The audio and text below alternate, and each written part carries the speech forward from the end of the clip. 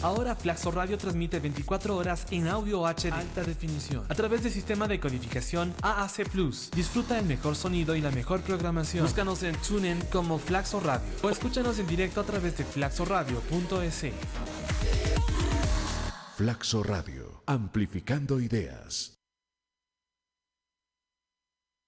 Saludos amigos y amigas oyentes que nos escuchan a través de flaxoradio.es. Gracias por acompañarnos. Son las 11 de la mañana, 9 minutos. Gracias a aquellos que se sintonizan con nosotros a través de www.flaxoradio.es. Mi nombre es Javier Macas y en esta ocasión estamos en su programa Flaxo Especiales. Y nos acompaña acá un entrevistado de lujo, es Roberto Folari, profesor argentino de la Universidad de Cuyo. Jubilado, según me contabas ya, Roberto, después de años de servicio. Sí, sin embargo, ha sido también profesor emérito por algunas ocasiones acá en Flaxo. Nos ha acompañado en la maestría de comunicación especialmente. Él es epistemólogo, pero de base psicólogo. ¿Cómo es esa fusión? Le vamos a también a preguntar un poquito. Pero Roberto ha estado en otras épocas acá también en Flaxo. Ha estado con... en una época estuvimos con Mauro Servino haciendo algunas entrevistas. Y de eso ha pasado algún tiempo y le hemos invitado a Roberto a ver si nos acompañaba hoy. Y la idea de este programa era un poco hacer una radiografía, una especie de análisis de lo que está pasando en Latinoamérica. Pero debo explicar algo, que no vamos a topar ahora el tema de Ecuador. Ese merece un capítulo aparte. También Roberto está invitado por el gobierno ecuatoriano para realizar una evaluación en las universidades ecuatorianas y de eso tampoco vamos a hablar. Y vamos a enfocarnos más que nada en el tema coyuntural, político. Y hay varios factores que se han dado en los últimos tiempos. Y estaba pensando en por cuál de los siguientes países que voy a enumerar te gustaría comenzar como para analizarlo, ¿no?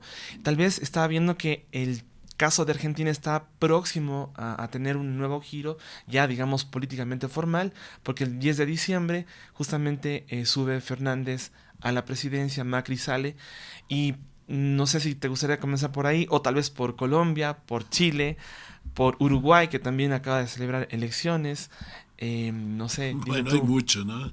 Creo que es un momento singularmente convulsionado y contradictorio de la política latinoamericana, porque la lucha entre los sectores conservadores y los sectores populares y progresistas está en un momento que incluso uno podría decir confuso y diríamos de ida y vuelta, ¿no? Si uno va país, por un lado se mantienen algunos países con posiciones en favor de lo popular y con distancia de las políticas de Washington, tal el caso de México, con López Obrador, que sigue teniendo una popularidad muy por encima del 50% en la población, o el caso de Argentina, que va a comenzar ahora y con un triunfo incuestionable por 8 puntos en primera vuelta, es un triunfo amplio sobre el actual gobierno de Macri, que apenas se sostuvo durante un periodo, a pesar de tener una enorme cobertura, diríamos una enorme impunidad mediática, ¿no? Un apoyo mediático casi absoluto, también ciertas influencias sobre el Poder Judicial. Bueno, a pesar de esto, cayó rotundamente en la elección y vuelve una posición que está más cercana a tratar de parar la enorme sangría que ha producido la relación con el Fondo Monetario Internacional y una deuda de prácticamente $200.000 millones tomada en apenas 4 años, una especie de récord quizá mundial, ¿no? O sea que por allí hay la advertencia de que siguen existiendo gobiernos populares. Hay también dentro de esa tesitura la libertad, un tanto frágil por ahora, pero existente, de Lula, a quien se quiere acorralar por otras vías judiciales, pero lo cierto que es una figura mayor que puede configurar una oposición seria a un presidente como Bolsonaro, que tiene problemas de ejercicio, diríamos, de lo universal que implica el Estado, a tal punto que ha tenido muchas dificultades con las Fuerzas Armadas, que fueron sus principales mentores para llegar al gobierno. Por ejemplo, él ha querido ubicar una base militar estadounidense en Brasil, y esto fue rechazado fuertemente por unas fuerzas armadas que han sido gendarmes en ese país, pero que, eso es verdad, a la vez han sido fuertemente autonómicas en relación a cualquier otra potencia, ¿no? De modo que las Fuerzas Armadas, por ejemplo, esa subordinación a Estados Unidos no están dispuestas en Brasil, ¿no? De modo que ahí hay algunas tensiones. Sin embargo, ciertamente los sectores conservadores se han anotado varios puntos últimamente. Por un lado, se mantiene ese gobierno de Bolsonaro en un país que es el 50% geográfico, económico y poblacional de Sudamérica, ¿no? Que es Brasil. ¿No es cierto? Hay un gobierno allí de un sector muy digamos, ultra conservador, como el cual quizá no se había visto en América Latina hace muchos años, ¿no? Quizá en Centroamérica sí, pero no en los países más grandes, ¿no? De América Latina, un discurso, un lenguaje xenofóbico, no sé, absolutamente excluyente, ¿no? Que es inusual. Ha sucedido, por otro lado, la caída forzada, en realidad por vía de una especie de, un real golpe de Estado, aunque encubierto, en Bolivia, y el triunfo de la derecha, digamos, en Uruguay por un punto en segunda vuelta, ¿no? Y esto lleva a una cierta reflexión. Por un lado, uno puede discutir si era bueno o no que Evo estuviera muchos periodos. Lo cierto es que Merkel ha estado, o Helmut Kohl antes en Alemania, mucho más tiempo todavía, y a nadie le pareció mal. Pero, en fin, en todo caso, eso es discutible. Lo que no es discutible es que se pueda, en base a eso tomado como pretexto, forzar por vía policial primero, de la inacción policial para las acciones depredadoras de los grupos conservadores en las calles, y luego por vía de las Fuerzas Armadas, explícitamente la caída de un gobierno, ¿no? Que se vio obligado a renunciar para tratar de aminorar la quema de las casas de los políticos, las humillaciones como la que se sometió a esta alcaldesa, que fue pintada toda con pintura, ¿no? Fue llevada, arrastrada por varias ¿no es cierto?, carreteras, es decir, calles, ¿no?, de la ciudad donde ella era alcaldesa. Bueno, una situación extremadamente humillante y vejatoria. Lo cierto es que, bueno, sí. Tal vez algo sobre Bolivia que me llamó la atención. Justamente el comandante de las Fuerzas Armadas, el general Williams Killman, con un apellido así súper extranjero. Sí, Calimán creo que es. Calimán, perdón. Calimán, sí. Le sugirió a Evo Morales que diera un paso al lado, ¿no? Y datos de él: Evo estuvo 13 años, 9 meses en el poder.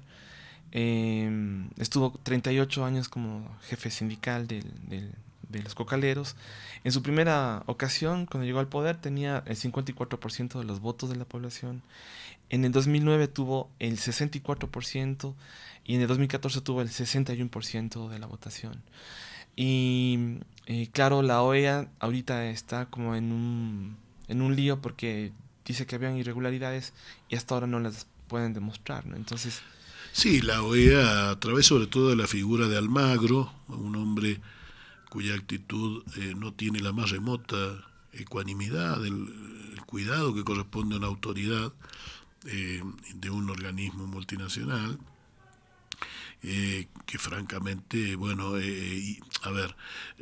si hubo irregularidades, pareciera que no, porque no las ha podido confirmar. Fraude no hubo, la palabra fraude jamás la usaba, ni siquiera la OEA. Cuando digo ni siquiera la OEA, vamos a decir que la OEA fue parte del golpe de Estado, y sin embargo no usó esa expresión porque esa expresión estaba completamente por fuera de lo aceptable y de lo plausible, de lo creíble. Hablaron de irregularidades, pero luego han dicho que no las pueden probar, que hay dificultades para probarlas. La mayor irregularidad no estuvo en las elecciones, estuvo en la declaración de la OEA, porque la OEA estaba obligada por los plazos a hablar el día martes. Sin embargo, la madrugada que va del sábado al domingo, cuando vio la violencia de la situación y la posibilidad del golpe, salió a hablar de irregularidades. O sea que la OEA habló cuando no le correspondía, y lo hizo a propósito, obviamente, para colaborar a deslegitimar. Para inflamar más, ¿no? Para inflamar más, claro, para ayudar a la caída del presidente. Lo cierto es que estamos ante un gobierno entonces absolutamente no legal en Bolivia, que sin embargo se presenta como si fuera legal, que se ha mantenido en base a represión y que incluso se permite tildar de sediciosos a sus opositores cuando ellos han entrado por sedición y cuando la resistencia a un gobierno que se impone de esta manera es absolutamente obvia y absolutamente esperable, ¿no? Toda la tradición, por ejemplo, católica es clarísima en esto de que hay derecho de rebelión cuando las autoridades no son legítimas. Pero yo quisiera agregar un elemento muy importante a la reflexión, que es el de las llamadas segundas vueltas electorales, ¿no? De eso estábamos conversando ayer y pareciera que cuando llegamos a la segunda vuelta se desgrana la unión de la izquierda y generalmente las derechas tienden a ganar. Pero ¿con qué se gana con esos porcentajes? Bueno, se unen derechas que no estaban unidas. Es decir, se producen uniones artificiosas y oportunistas en las segundas vueltas. En realidad, la segunda vuelta es un artificio que se inventó en los años 90 frente a la crisis de los sistemas políticos para intentar darle mayor representatividad a los gobiernos. Pero es una representatividad falsa, una representatividad imaginaria, porque efectivamente gobiernos que suben con coaliciones, digamos, inventadas, es decir, la Calle en Uruguay perdió la elección en su primera vuelta y sin embargo luego quedó que en la segunda ganó por apenas 30.000 votos y por un punto. Resulta que Evo Morales gana por 10. Algunos discuten que no eran 10, supongamos que fueran 9.80. Ganó por paliza, ganó amplísimamente y resulta que él no quedó, y no solo no quedó, sino que se lo desplaza bajo una insólita acusación de fraude, y resulta que el señor que gana en segunda vuelta, cuando ha perdido en primera, y en segunda vuelta gana arañando, como es la Calle, es un triunfo democrático que nadie discute. Y es cierto, ese triunfo está dentro de las reglas que se han impuesto, pero son reglas que desde el punto de vista de la legalidad funcionan, pero de la legitimidad tienen sus problemas. Yo creo que hay que revisar esto de las segundas vueltas porque el que pierde gana aquí en América Latina. Es decir, los que pierden, claro, pierden y después son los gobernantes. El caso de Uruguay es así, el señor Lacalle perdió, ¿no? Ganó en segunda vuelta amontonando gente que no lo había votado en la primera. Y Evo Morales ganó y resulta que ahora no está en el gobierno. Es decir, es una cosa. ¿Y por qué? Porque se le achacaba que tenían que ir a segunda vuelta, o sea que es la segunda vuelta la responsable de legitimar el golpe contra Evo Morales, ¿no? Hay una cosa que estaba analizando, es que justamente en América Latina las elecciones están alrededor de los caudillos, de las figuras. Pongamos de no el caudillo, pongamos la figura. Sí. Y en ese caso, por ejemplo, Lacalle, cuando estuvo dando sus discursos, ha enumerado a todas las figuras que le apoyaron a él. Y en el caso de Cristina Fernández en Argentina, va de la mano de Fernández también, de Alberto Fernández, pero va de la mano de la figura de Cristina, porque ella es la que goza de afecto. De hecho, en las elecciones donde ganó Macri, Barba mismo decía que a ella no le toquen. Cada vez que le tocan a Cristina Fernández, sube. Entonces no le toquen a ella porque si le tocan, sube. Entonces, Roberto, o sea, esa figura, lo que tú dices, bueno, tiene ese peso específico, ¿no? De todas maneras. Sin duda, se habla del caudillismo latinoamericano, es una vieja cuestión, ¿no es cierto?, que dio lugar incluso a mucha literatura en su época, ¿no es cierto?, El otoño del patriarca, Yo el Supremo, esas grandes novelas de la época del boom. Es cierto que la persona física del líder en América Latina, como fue Lázaro Cárdenas en México, como fue Perón en la Argentina, como fue Getúlio Vargas en Brasil, como fue en su momento Paz Estenssoro en Bolivia, como fue a su manera Velasco Ibarra en este país. Bueno, han sido figuras aglutinantes en relación a su persona que lograban, diríamos, el seguimiento de una cierta heterogeneidad social detrás de la síntesis de su persona, por decirlo así, ¿no? Y que lo lograban sobre todo con sectores populares que no siguen ortodoxamente, ilustradamente un programa, una línea ideológica, sino que siguen una figura, que siguen a alguien que los representa, que implica un lazo más directo, vamos a decir primario, pero esto no significa inferior, sino simplemente un lazo más inmediato, pues, con la política que se representa en una persona. Y ahora hemos visto, el caso argentino es muy claro en esto, una especie de, vamos a llamarlo así, imitación de la derecha hacia lo popular. Macri pretende imitar al peronismo, esto es clarísimo, ¿no? Se puso a llenar plazas lo más que pudo en toda su campaña después de las primarias, incluso eso le valió mejorar un tanto respecto de lo que había estado en las primarias, aunque quedó igual muy atrás. Empezó a tomar medidas a favor de lo popular, totalmente inmediatistas, totalmente contradictorias con su pensamiento y con su programa y con lo que ha hecho después de las elecciones. O sea que la mejora, por ejemplo, al quitar el IVA, ¿no es cierto?, el impuesto del IVA a algunos productos, a parar las subidas de las tarifas que son permanentes en la Argentina macrista, todo esto lo hizo hasta el día de la elección. Después volvieron a subir las tarifas, volvió a subir la gasolina, bueno, no le importaba nada. Está claro que él es un liberal y que no tiene nada que ver con el pensamiento del peronismo, pero sin embargo imita al peronismo en sus formas políticas y desde ese punto de vista pretende él constituirse en una especie de caudillo que dirija a su partido, cosa que muchos en ese partido resisten, primero porque no quieren compartir ellos también sus cuotas de poder y no solo que los mande entre comillas Macri, pero también porque Macri es un fracasado, ¿no? Macri en un solo periodo cayó.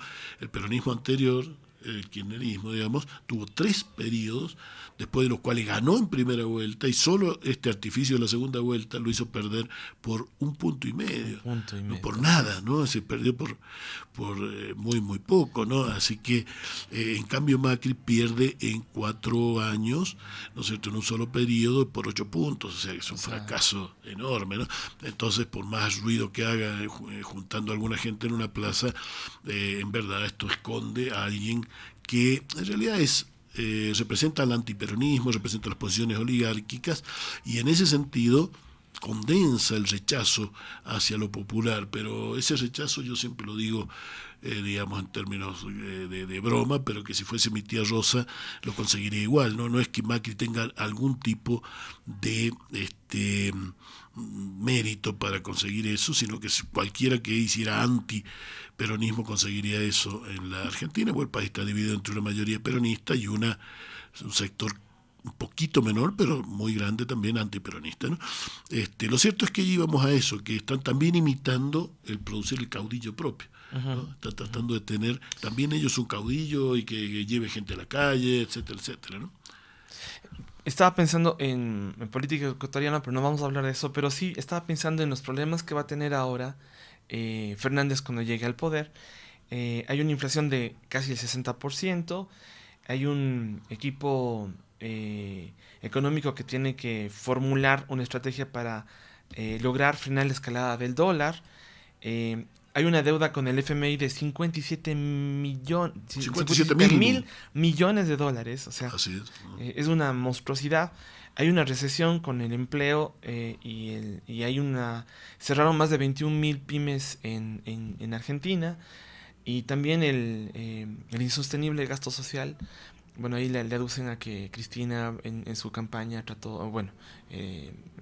Fernández trató de meter a jubilados fuera de tiempo, que no habían aportado lo suficiente y que está desfinanciado el sistema de seguridad social. Pero como que ese es el panorama que tiene ahora Fernández.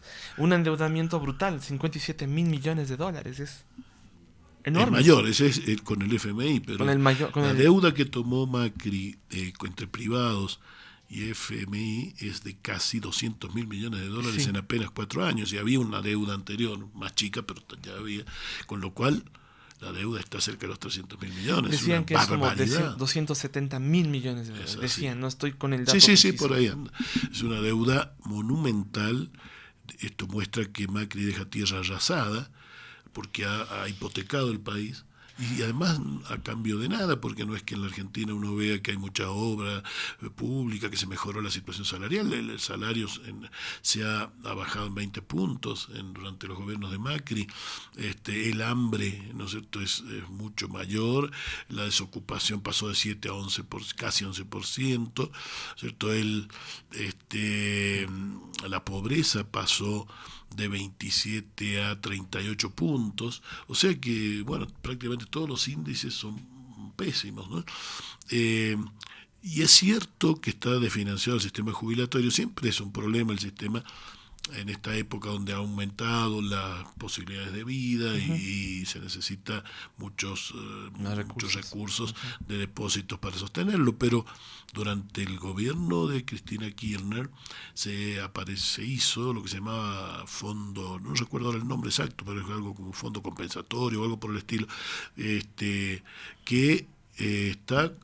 tomaba una parte menor de acciones de grandes empresas contratistas del Estado, y con esto se consiguió un fondo muy importante para financiar. Claro. Fondo que ha sido en gran medida, al día de ayer, exactamente, ayer, digamos hoy es miércoles, ayer martes, el gobierno de Macri en retirada, sin embargo, sacó 28.000 millones de pesos argentinos del fondo ¿no? Ya ha sacado muchas otras veces, o sea que lo está desfinanciando, pero ese fondo tenía una buena salud, por decir así, anteriormente. El desafío es enorme para el gobierno de Fernández, porque realmente alguien podría decirlo de otro modo, pero es así. En la Argentina las derechas desastran la economía, porque hay en otros lugares derechas que pueden ser relativamente eficaces, que producen desigualdad, pero por lo menos producen crecimiento.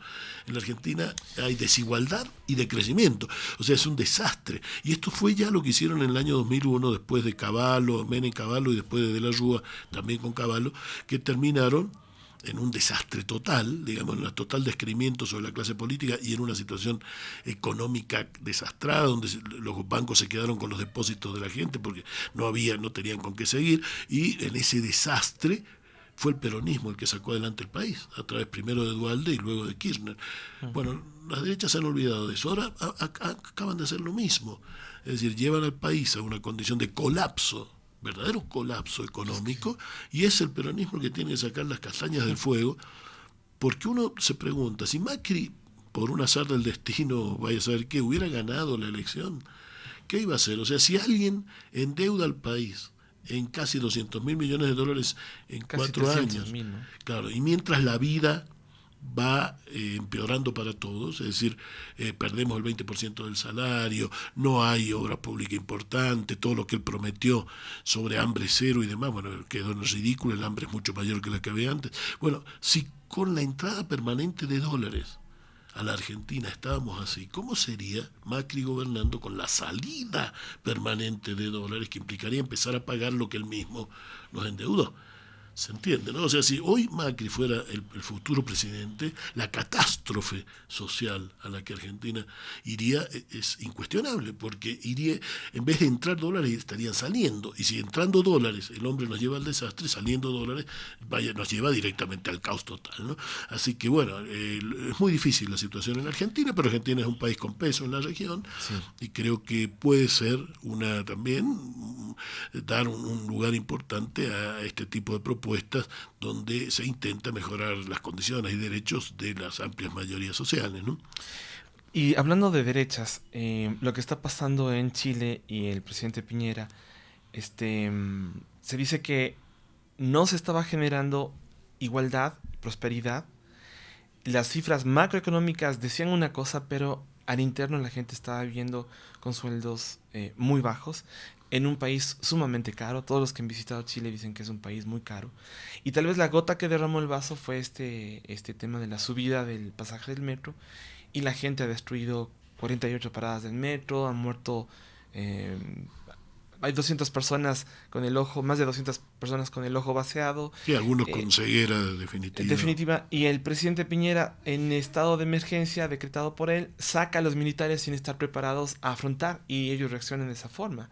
Y es una muestra de esa derecha que ha estado gobernando justamente, sumado a un fenómeno natural también donde hay mucha sequía en Chile en estos años, y esto provoca que toda esa crisis de falta de recursos como el agua, crisis económica donde no hay un reflejo o no hay una igualdad, porque se esperaba que el desborde provoque que abajo también se reciba, pero no hay tal. Y entonces en Chile las manifestaciones ante el no acceso a la educación, a los servicios de salud, provocan un descontento masivo, que panorama similar se ve también en Colombia: no acceso a la educación, no acceso a la salud. Y estos dos países, Colombia y Chile, de derecha, han provocado o tienen estos estallidos sociales. ¿Cómo analizas tú este contexto hablando de gobiernos de derecha? Sí, son dos casos parecidos pero no iguales, ¿no? Como por supuesto son dos diferentes países. Lo de Chile realmente es sorprendente, ¿no? Porque no lo hubiese supuesto nadie, ¿no? A ver, si alguien dice que esperaba esto que ha ocurrido, miente, ¿no? Y por tanto se presentó siempre a Chile, que ha tenido una macroeconomía sana, a diferencia, es un neoliberalismo que puede exhibir el chileno una macroeconomía relativamente exitosa, a diferencia de esto que decíamos de Macri, por ejemplo, que es desastrosa, ¿no? Eso hay que reconocerlo, pero esa macroeconomía exitosa siempre tuvo por debajo una condición social, por un lado, de una gran desigualdad, y por otro lado de problemas sociales digamos graves, como tener que pagar la universidad tomando créditos que luego la persona, al profesional ya recibido, lo persiguen por años y años. Muchos se van a estudiar a Argentina, los que pueden, donde la universidad es gratuita, ¿no? La universidad pública. El hecho de la jubilación al ser privatizada, uno hace un depósito, ¿no? La compañía, la empresa, ¿verdad?, que retiene los depósitos, que por supuesto, como cualquier compañía, es natural que lo haga, los deposita en otro lado, los intereses, lo que sea, pero no le da intereses a las personas, lo que se le devuelve lo depositado, ¿no? Y cuando se termina lo depositado no hay más. Entonces, que una persona, cuando se termina lo depositado, tiene que morirse, digamos, ¿no? O que lo cuiden sus hijos, si es que tiene. Pero si no tiene quien le pague, se tiene que morir, porque no le dan más nada, no hay más nada. Okay. Bueno, eso es una falta de solidaridad social elemental, ¿no? Por eso, bueno, una educación que mayoritariamente es paga ha dado lugar a todas las protestas anteriores, la de los pingüinos y luego la que eran de secundaria, y luego la de los universitarios hace unos años, que fueron mucho menores que esta, pero fueron fuertes también, ¿no?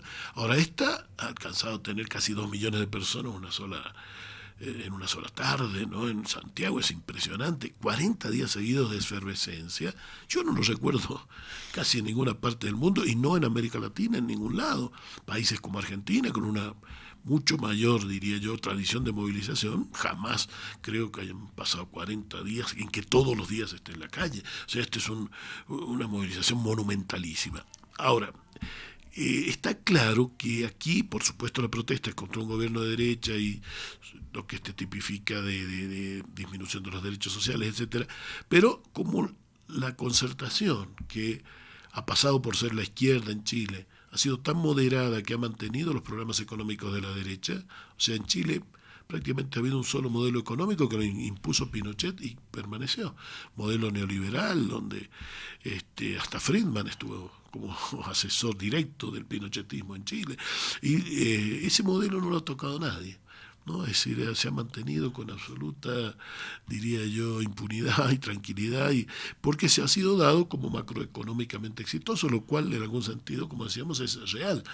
Ahora, para la mayoría de la población ha sido la exclusión sistemática, o sea, el ver cómo algunos mejoran su vida mientras el resto vive regular o mal, ¿no?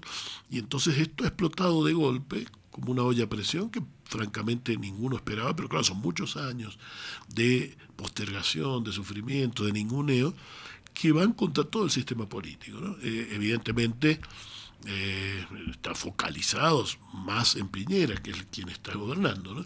Pero no es que digan, bueno, que se vaya Piñera y venga la concertación, o venga... Hay allí un problema de que no hay un interlocutor, no hay líderes sociales reconocidos de la movilización, de modo que Piñera tampoco tiene con quién hablar o con quién negociar. No hay ni líderes estudiantiles, ni Camila Vallejo, esta chica que cuando las movilizaciones estudiantiles se hizo tan visible, ni la gente del Partido Comunista, no hay nadie que sea reconocido como líder. Es una movilización un tanto antisistema, digamos, que por supuesto no va a quedar en la nada, en el sentido de que cuando se tranquilice, cosa que ya va tendiendo a ocurrir, probablemente Piñera pueda seguir, perdió algún ministro acá o allá, pero digamos no va a cambiar gran cosa, se cambiará algo probablemente de la Constitución o alguno de los servicios, pero nada de lo más importante que se ha pedido va a suceder, pero lo digamos, social tiende a producir un efecto político a mediano plazo. Por ejemplo, Morales aparece en Bolivia varios años después de la Guerra del Agua y la Guerra del Gas. Como 5 o 7 años, bastante después de Caracazo, aparece Chávez en Venezuela. En Argentina, Néstor Kirchner aparece 2 años después del 2001, cuando fue la gran descomposición. Es decir, la representación política del movimiento social no necesariamente es inmediata. Desde este punto de vista, esta especie como de ceguera que tiene ese gran movimiento, que es el movimiento social chileno, que tiene el problema de la no representación, que hace que, claro, no se lo pueda tranquilizar, entre comillas, por el lado de la representación. Desde el lado de su potencia, quizás esto lo potencia más, pero desde el lado de la capacidad diríamos, de representación, de llegar a algún lugar político, no, porque no tiene cómo hacerlo. Pero seguramente esto va a tener consecuencias en el sistema político chileno y aparecerá una fuerza o fuerzas que representen a estos sectores y que hoy no están en un sistema político que evidentemente está siendo totalmente rechazado por la población en toto, digamos, completo. El caso colombiano se parece, pero no es exactamente igual, porque allí ha gobernado la derecha en los últimos años de una manera consistente, quiero decir, cuando digo consistente, quiero decir persistente, ¿no? Uh-huh. Está bien, ha habido momentos en que la capital ha sido gobernada por sectores progresistas, etcétera. El caso del último alcalde de Bogotá, no me acuerdo este nombre. Yo tampoco, pero bueno, creo que era Petro, quizá. Petro, Gustavo ¿no? Petro. ¿no? En otra época hubo un matemático muy excéntrico, se me va el nombre ahora. Sí, Antanas Mocus. Mocus. Bueno, en Medellín ha habido algunos momentos, también una intendencia interesante, pero digo, el país ha estado gobernado por la derecha, ¿no? Y datos de eso, bueno, las protestas, según lo que estaba investigando, que nacen o que salen en Colombia son por un 70% de desaprobación de la gestión del presidente Duque. No acceso a la educación gratuita y de calidad. Solamente el 9% de las familias pobres tienen acceso a la educación superior y el 53% de las familias ricas sí acceden a la educación, ocupan ese 53% del pastel. Y también no se ha hecho caso de la petición del pueblo de hacer efectivos los acuerdos de paz. Entonces todo eso provoca que la gente salga, pero decíamos, o sea... Acá sí es más claro que el ataque, digamos, la salida no es tanto al sistema político en general, sino es más claramente hacia el sistema político, digamos, al tipo de gobierno, ¿cierto?, conservador que ha habido hace bastante tiempo, porque estuvo Uribe y luego Santos, y es verdad que entre Santos y Uribe tuvieron diferencias muy fuertes en relación sobre todo a los acuerdos de paz uh-huh. y demás, ¿no? Uribe siempre estaba por la mano dura y por ningún tipo de acuerdo con nada, pero lo cierto es que Duque es Uribe, ¿no? Es muy cercano a Uribe, pero lo cierto es que Santos, desde el punto de vista de lo socioeconómico, no tiene diferencias muy importantes. En realidad formaba parte del gobierno de Uribe en un lugar central, como creo que era Defensa, ¿no? O sea que no estaba muy lejano a Uribe en su momento, de modo tal que, claro, han tenido gobiernos que han sostenido en algún momento crecimiento, porque Colombia hasta hace unos 3 años tuvo un periodo prolongado de crecimiento importante, pero absolutamente al servicio de las élites. Colombia es un país aún más desigual que Chile, ¿no? Es el país más desigual de todos, sacando creo Guatemala en América Latina, ¿no? O sea, es un país enormemente desigual, porque además tiene una acumulación que no tiene Guatemala, ¿no? Entonces la diferencia se nota más visiblemente, más todo el problema de la violencia que se vive allí. Siguen muriendo líderes sociales. Hoy veía en la televisión que acaba de ser asesinado un alcalde recién elegido de un pequeño pueblo, ¿no?, en Cundinamarca. Es decir, la imposibilidad de dar real vigencia a los acuerdos de paz y de que terminen los asesinatos de líderes sociales, agrega un elemento a la cuestión socioeconómica, que de por sí es una cuestión que ha llegado a un cierto, digamos, a una cierta saturación, evidentemente, por parte de la población, en esto que decíamos, se ve crecimiento, pero para abajo están igual o peor que antes. Entonces llega un momento en que cuanto mayor sea el desarrollo, más es la desigualdad, y cuanto más es la desigualdad, bueno, es mostrar, digamos, opulencia al pobre, ¿no? Y es provocar, por tanto, una reacción, ¿no? Apelando a esta formación que tú tienes, y eso te quería, bueno, decíamos al inicio de esta entrevista que Roberto es un hombre que ha escrito muchos libros, tiene varios artículos indexados, realmente es un honor tenerte aquí, Roberto. No, por favor, es mío. Y esa sensibilidad que tienes también tú por lo que la gente piensa, ¿no? El tema de un psicólogo que trabaja el tema epistemológico, tal vez te da un cierto elemento un poco más, o una sensibilidad extra para ponerte en el zapato, en los pies del otro, ¿no? ¿Cómo tú analizas ese panorama latinoamericano? Pero justamente hemos visto que en Argentina hay desigualdad, en toda América Latina, en el mundo hay desigualdad, que el 9% de la gente pobre puede acceder a la universidad, sabiendo que la educación puede sacar a una familia entera de la pobreza. Que el uno, que si de esos 9 hijos entra uno a la universidad, podrían sacar a la familia digo, eso es como brutal. ¿Cómo tú ves esa sensación, o cómo evaluarías tú esta insatisfacción, o este proceso que tú dices de a poco puede ir cambiando a mediano plazo, cuando los movimientos sociales se van? Yo veo que por mucho tiempo se impuso la idea de que capitalismo y democracia eran consustanciales el uno a la otra. Esa es una idea del neoliberalismo, ¿no? Mostrar que el capitalismo podría ser democrático, digamos, y asociar democracia al capitalismo, o sea, decir, cualquier lucha contra el capitalismo presentada como si fuera antidemocrática. Esto lo vemos claramente con la crisis que hay hoy, con la crisis enorme en Colombia, en Chile, ¿no es cierto?, en Bolivia. Vemos que se junta el TIAR en Colombia, precisamente, donde están en medio de las protestas para hacer una sanción, obviamente manejada desde Washington, contra Venezuela. Pero Venezuela en este momento no hay ninguna protesta importante, o sea que es insólito, ¿no? Está hecho un polvorín, se está incendiando América Latina y ellos se juntan en medio del incendio a hablar en contra de otro que no está en este momento incendiado, pero donde está clara cuál es la conjunción que Estados Unidos hace. Si somos capitalistas y de libre mercado, entonces somos democráticos. Esto es absolutamente falso, digamos, una conjunción que de ninguna manera va una con la otra. Es más, obviamente la desigualdad disminuye la democracia efectiva, digamos, no la democracia formal. Las personas más pobres, el excluido no es un ciudadano, el excluido no participa de la democracia, el excluido está fuera de comer. Imagínense si va a estar pensando en problemas de opinión pública o discutiendo temas sobre el desarrollo nacional. Esa persona no tiene lugar más que andar, como vemos en muchos países latinoamericanos, en los tachos de basura, recogiendo lastimosamente, tristísimamente, ¿no es cierto?, lo que puedan tomar de ahí para poder no morir de hambre. Es decir, de modo tal que esta conjunción de política neoliberal en lo económico, privatismo económico y democracia es absolutamente falsa, pero está en los fundamentos, digamos, de todo lo que se viene sosteniendo desde Estados Unidos para el mundo y para América Latina en particular desde hace, yo diría, 30 años, de la época de Reagan ya, ¿no?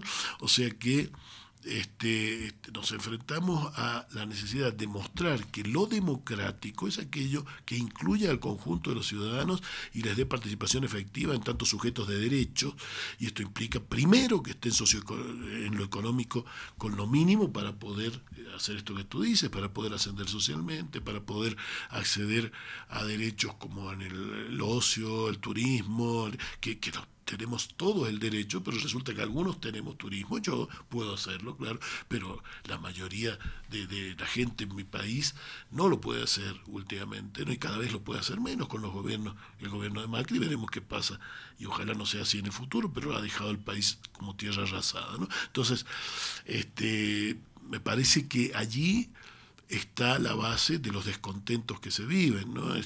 Sin duda que es esa el elemento determinante, ¿no? Una pseudo democracia, porque será democracia efectiva cuando a los aspectos procedimentales, ¿no es cierto?, de elecciones libres, etcétera, que está bien eso y debe serlo, se le agregue la efectiva participación de las mayorías. Y esos aspectos formales son violados permanentemente por las llamadas democracias neoliberales. En el caso del macrismo, desde el punto de vista institucional, ha sido desastroso. Ha pretendido meter por decreto jueces de la Corte Suprema, ha manejado jueces a su antojo a través del uso de carpetas dadas por los servicios de espionaje para poder, diríamos, lo que en Argentina se llama apretar, es decir, coaccionar jueces diciéndole, mire, tenemos conocimiento de su viaje al exterior o de un amante que usted tuvo no sé dónde. Todo esto lo han estado haciendo en el gobierno macrista.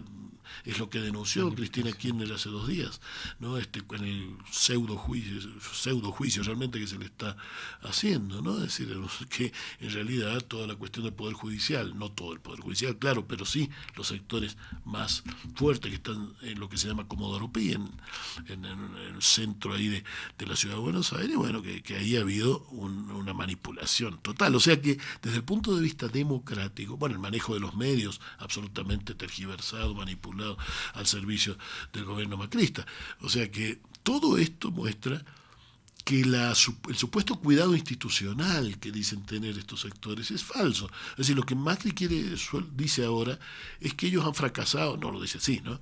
Ellos dicen lo contrario, que ellos, bueno, han creado las condiciones para que ahora haya crecimiento. O sea que si mejora esta situación desastrosa, la mejora del gobierno de Fernández, es gracias a él. Claro, él va para abajo. Ahora, si el otro llega a lograr ir para arriba, es gracias a que él fue para abajo. Bueno, es una cosa increíble, ¿no? Pero tiene que aceptar que económicamente no le ha ido bien, pero en cambio ya no, institucionalmente hemos mejorado enormemente la convivencia nacional, ha habido libertad de prensa, etcétera. Todo esto es no cierto, ¿no? Es decir, que encima las democracias neoliberales dicen ser transparentes, pero esconden su propia corrupción, ¿no? Esconden sus propios atropellos institucionales debajo de una pátina fuertemente sostenida por el apoyo de los medios de comunicación hegemónicos, ¿no?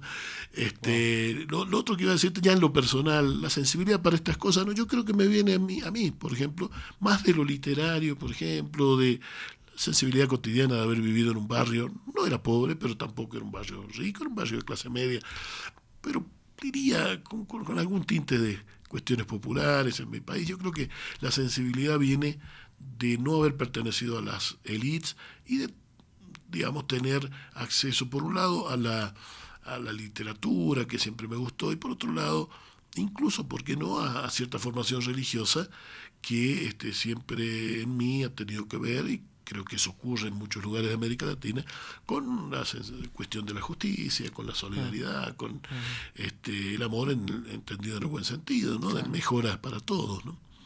Y para cerrar casi la entrevista, Roberto, hay un alumno tuyo que te ha buscado estos días para que le firmes unos libros que había escrito Roberto hace unos años, pero también en Cuenca, donde tú diste clases con Flaxo en la Universidad de Cuenca.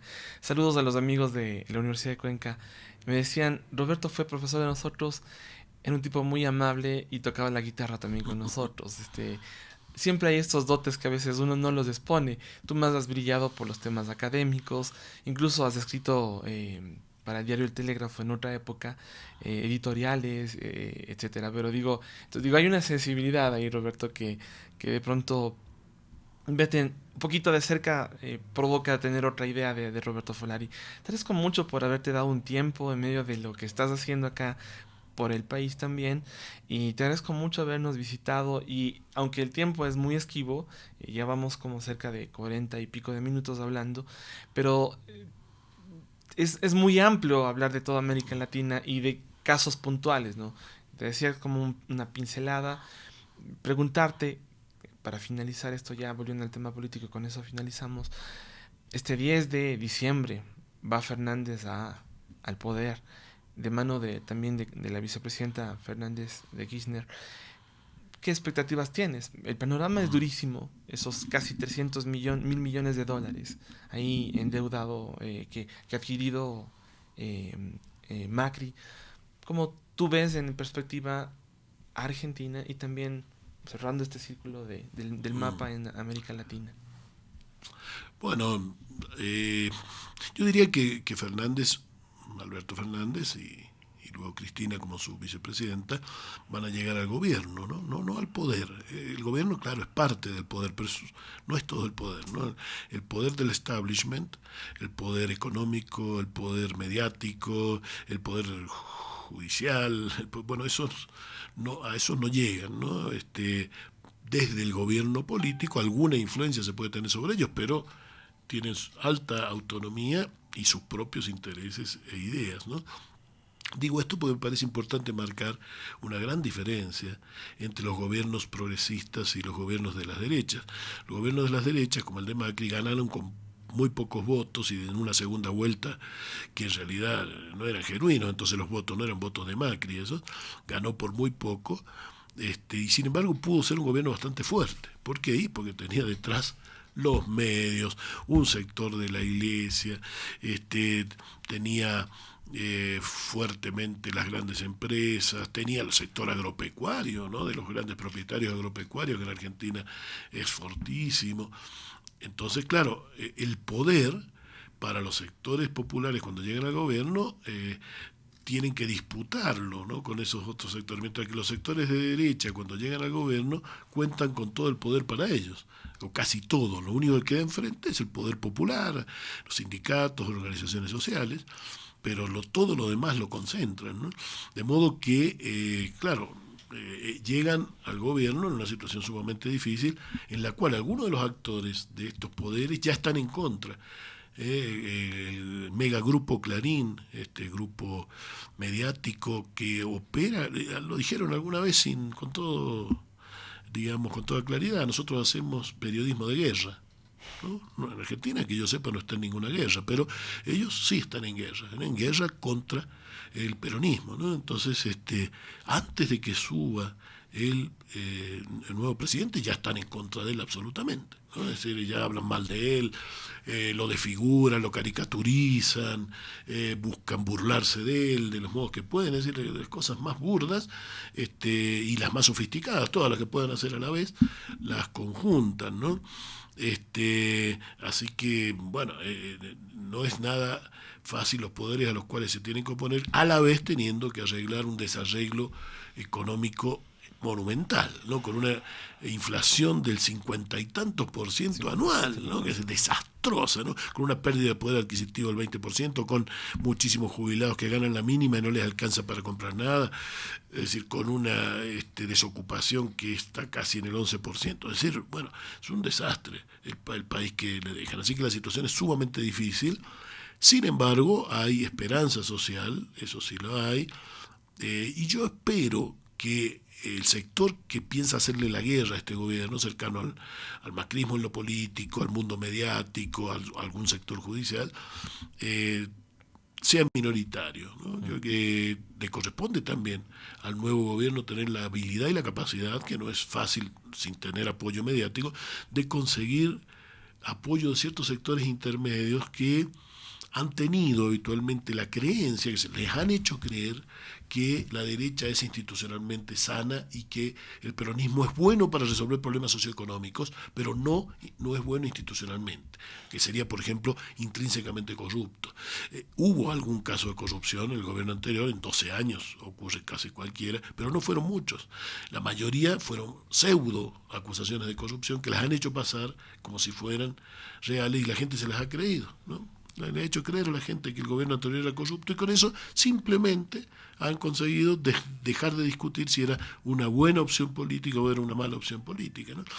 Sin embargo, el gobierno de Macri ha sido muchísimo más corrupto, porque es estructuralmente corrupto, porque sus miembros eran los CEOs de las grandes empresas.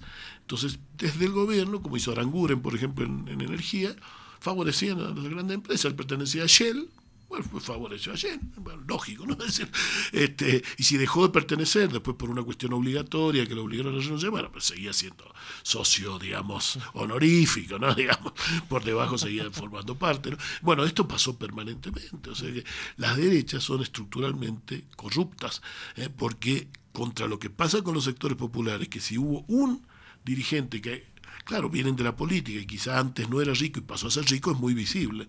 Ahora, el que ya era muy rico y ahora es recontra rico, no se nota. Me explico, no se le ve. Si tenía 20 casas y ahora tiene 40, eso no lo vemos. Si la cuenta bancaria tenía 8 millones y ahora tiene 40 millones, eso no lo vemos. Eso es lo que ha pasado con la derecha en la Argentina y en otros países.